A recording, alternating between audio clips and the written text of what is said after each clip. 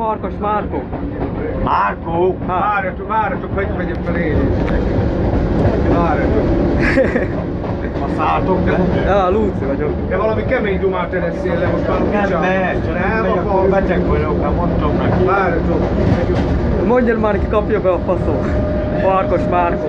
De kőkemény dumát kopra.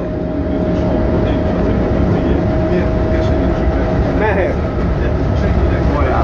Mehet. Sziasztok, Farkas Márkó, itt vagyok neki.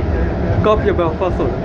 Nem mondom, hogy kapja be a faszom, de ha akarja, vegye be ezt a faszpirit, vagy ezt a zsakut.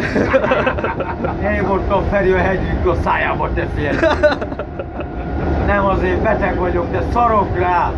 Ide át az iskolában ilyen zöldsapkás kösögöket basztam reggel.